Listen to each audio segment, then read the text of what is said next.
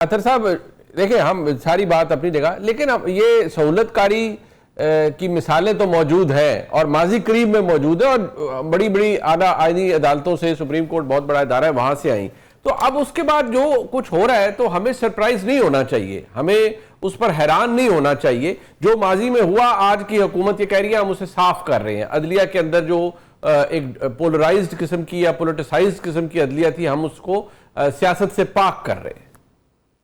دیکھیں عدلیہ میں دھڑے بازی بھی رہی۔ آج یہ جو ساری صورتحال ہے اس کا آغاز کہاں سے ہوا؟ میں یہ جو گزشتہ چند سال ہیں ان کی بات کروں، پیچھے تو بہت کچھ ہے۔ 3-4 کا فیصلہ ہے یا 5-6 کا فیصلہ ہے یا 6-7 کا فیصلہ ہے، یہ بحث کس نے شروع کروائی؟ وہی لوگ جو آج لیٹرز لکھ رہے ہیں۔ اگر اس وقت وہ فیصلہ دے دیتے، اس لیے کہ اس وقت وہ تھے قاضی صاحب کے دھڑے پہ تھے تو اس وقت مسئلہ دوسرا تھا۔ اس ساری بحث کے اندر جو اصل چیز ہونی چاہیے کہ جو عام بندہ ہے اس کو کیا فائدہ؟ دیکھیں نا، عام بندہ میرا آپ جیسا، عامر صاحب جیسا، وہ جاتا ہے لوور جوڈیشری میں، آج بھی وہاں پہ 22-25 لاکھ مقدمات پینڈنگ ہیں۔ کیا آپ سمجھتے ہیں کہ ان ترامیم کے نتیجے میں ادھر عام بندے کو انصاف سستا ملے گا؟ وہاں پہ ساری چیزیں حکومت تو یہ سمجھتی ہے کہ سستا ملے گا۔ کون سمجھتی ہے؟ حکومت تو یہ سمجھتی ہے کہ اس سے بہتری آئے گی نظام عدل میں۔ ہاں نہیں، حکومت والے بڑے سمجھدار ہیں، یہ اچھی بات ہے ان کی، لیکن عام بندہ وہ کہتے ہیں، رانا صاحب کہتے ہیں آپ کیوں گھلے جا رہے ہیں اس درد میں؟ آپ بڑے بڑے وکیلوں کو آپ بھی ہائر کریں اور کریں چیلنج، بس ٹھیک ہے۔ وہ وکیلوں کا شوق خان صاحب نے پورا کیا نا، اتنے بڑے بڑے وکیل اپنی جماعت میں رکھے تھے، سارے بار کونسلز کے بھی ہار گئے اور ساری چیزیں۔ مسئلہ یہ ہے کہ اطہر بھائی ایک منٹ روکوں گا۔ وہ جو وکیلوں کا شوق پورا کیا نا، یہ وکیل ہے ہمارے بھائی، اور بندے نو پھانسی لگی نا، انہوں نے کہا کنے پیسے دیتے سن؟ انہوں نے کہا جی کروڑ روپے۔ انہوں نے کہا میں 1 لاکھ روپے جی بھی یہی کام کرا دینا سن۔ نہیں میری بات سنیں۔ ویسے اطہر بھائی ایک منٹ، آپ وکلا کی بات کر رہے ہیں، ابھی یہ صرف آپ ہمارے محترم جناب راجہ صاحب، سلمان راجہ صاحب، ان کی دعائی وہ ترمیم اور وہ تو بعد کی چیزیں ہیں نا۔ آج ان کی جو میں سمجھتا ہوں ہیلپ لیسنس تھی وہ نظر آ رہی تھی، اور وہ جو بات کر رہے تھے اس میں غلط نہیں ہے جو وہ کہہ رہے تھے کہ بھئی عدالتی حکم کیوں نہیں مانتے۔ وہ کیا کہہ رہے تھے ذرا سن لیجئے۔ ہر ہفتے ہم کورٹ کا آرڈر لے کر آتے ہیں، کون روک رہے تمہیں؟ اور اسلام آباد ہائی کورٹ بھی یہ سن لے، کسی عدالت نے اپنے احکامات کی اتنی بے توقیری نہیں کرائی۔ اسلام آباد ہائی کورٹ شامل ہے توہین عدالت میں۔ ہم نے 20 درخواستیں دی ہیں توہین عدالت، کسی ایک میں بھی واضح حکم نہیں دیا انہوں نے، کسی کو نہیں بلا کے سزا دی۔ پچھلے 7 مہینوں سے یہ ہو رہا ہے، عدالت کا حکم ہوتا ہے یا نہیں مانا جاتا اور عدالت کچھ نہیں کرتی۔ اب یہ جتنی باتیں، میں پہلے مختصر اطہر صاحب آپ اس پہ کمنٹ کیجئے گا، مجھے اس پہ کوئی بات ناجائز نہیں لگی، اس لیے کہ بھئی وہ کہہ رہے ہیں عدالت کا حکم ہے، کوئی مانتا ہی نہیں ہماری بات۔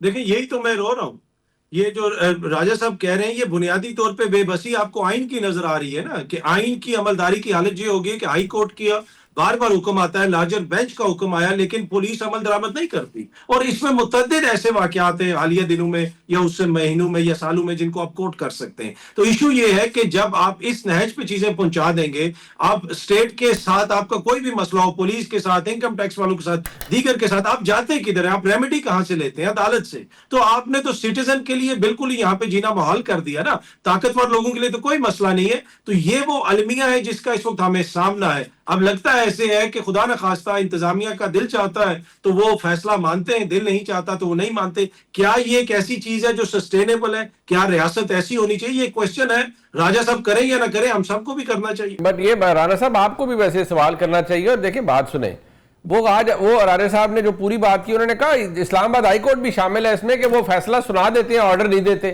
اور اگر مل بھی جائے تو اس کو انفورس نہیں وہ کر پاتے۔ وہ کہتے ہیں ہم تو ان کی درخواستیں دائر کرتے رہتے ہیں، وہ دائر کرنے سے بیٹھے رہتے ہیں کیونکہ اوریجنل آرڈر نہیں ملتا۔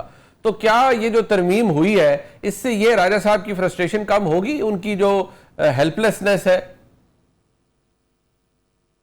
وہ اکرم شیخ صاحب چونکہ آپ بھی وکیل ہیں نا، تو وہ کہتے ہوتے تھے قوت نافذہ فیصلہ کرتی ہے، تو قوت نافذہ کے ساتھ یہ پھر لڑے تو صحیح نا۔ یہ جو ادھر ادھر ملتے پھرتے ہیں، اس سے اچھا تھا فیصل فرید کو وکیل کر لیتے، وہ ملاقاتیں تو کرا دیتا تھا۔ خان صاحب سے فیصلہ کرا کے ان لوگوں نے کہ یہ دونوں بھائی بڑے ٹھیک نہیں ہیں، فواد چودھری اور فیصل فرید، اس کے بعد ملاقاتوں میں رل گئے نا۔ تو میں وہی بات آپ کو مثال بھی دے رہا تھا، پھر وکیل اچھا ہی کر لینا۔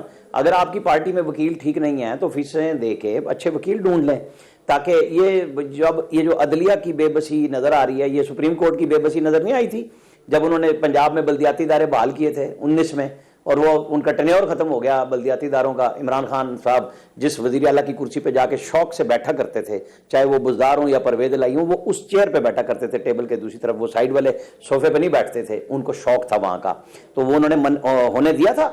یہ سپریم کورٹ کا فیصلہ عمل درآمد, میں نے صرف ایک مثال دی ہے, یہ ہر دور میں یہی مثالیں ہیں. جب تک آپ ٹھیک نہیں کریں گے ہر دور میں ایسا ہی ہوگا.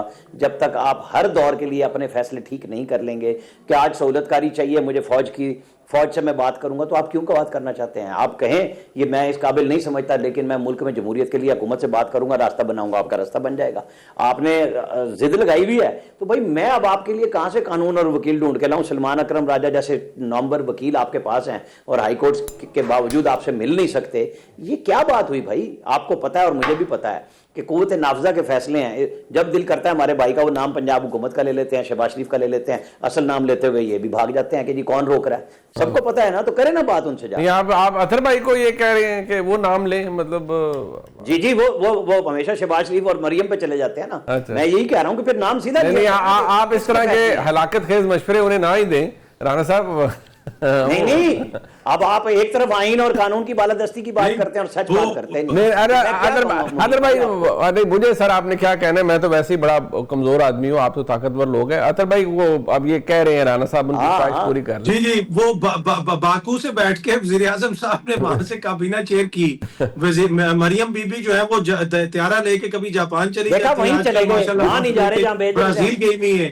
تو مسئلہ یہ ہے کہ یا تو وہ آ کے کہہ دیں کہ بھائی ہمارا کوئی تعلق نہیں, وہ کہتے ہیں ہمارا تعلق ہے, وہ خود مانتے ہیں حکومت ہماری ہے, مینڈیٹ ہمارا ہے. اور دوسری بات دیکھیں, چھوٹی سی بات ایڈ کر دوں, ایک چھوٹی سی بات. سلمان اکرم راجہ صاحب جس وقت بقول رانا صاحب کے قوت نافذہ جو ہے وہ دوسری طرف کھڑی تھی, سلمان اکرم راجہ اس وقت بھی نواز شریف کے ساتھ کھڑا تھا. دیکھیں اس وقت بھی پرنسپل سٹانس پہ کھڑا تھا کہ یہ نواز شریف صاحب کے ساتھ زیادتی ہو رہی ہے. اور جو اطہر میلونا صاحب نے لکھا, انہوں نے بھی اپنے خط میں لکھا نواز شریف کے ساتھ بھی زیادتی ہوئی, مریم بی بی کے ساتھ بھی زیادتی ہوئی, آصف زرداری کے ساتھ بھی زیادتی ہوئی, اور ہم سب اس کا پارٹ رہے. تو انہوں نے تو وہ مانا ہے. تو میرے خیال میں جو سیاستدان ہیں وہ تھوڑا سا مان لینا, آپ نے ساتھ تو نبھایا. نہیں پہلی دفعہ نہیں, ہمیشہ کہتے ہیں وہ, پہلی دفعہ کام کہہ رہے ہیں انہوں نے. اب آپ کا دل ہے کہ وہ نہیں آپ کا یہ اطہر بھائی یہ بالکل رانا صاحب کے اس چکر میں نہ یہ گا, ان کا دل ہے کہ آپ سے کچھ ہو, کوئی آپ ایسی بات کہیں. مسئلہ یہ ہے کہ آپ حنیف عباسی صاحب سے کبھی پوچھئے گا نا, جب ان پہ کیس ہوا تھا, یا جاوید لطیف صاحب سے, اس وقت کون بولتا تھا کہ یہ زیادتی ہو رہی ہے. اور وہ انہوں نے, یہ آن ریکارڈ ٹی وی پہ کہہ رہا ہوں, کوئی کمرے میں بیٹھا تو نہیں کہہ رہا, میں نے تو اس وقت بھی کہتا تھا. ہم تو ہر دور میں یہ بولتے رہے ہیں. نہیں وہ کہتے ہیں میں آواز بلند کرتا رہا ہوں تمام ظلم کے خلاف. رانا صاحب وہ کہتے ہیں میں ہر ظلم کے خلاف آواز بلند کی ہے, صرف آج نہیں کر رہا, پہلے بھی کی ہے رانا صاحب. کرنی چاہیے. لیکن میں نے کچھ نام لیے, ان کے نام نہیں لیے انہوں نے. نہیں کیا اطہر بھائی آپ کیا کہہ رہے ہیں؟ میں نے کہا آپ کے خلاف بھی ابھی تک میں نے آواز بلند نہیں کی, باقی تو سب میں نے کر دی ہے.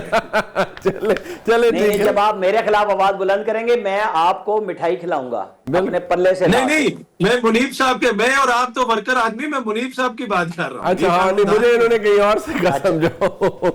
یہ استعماری قوتوں کا نشان ہے.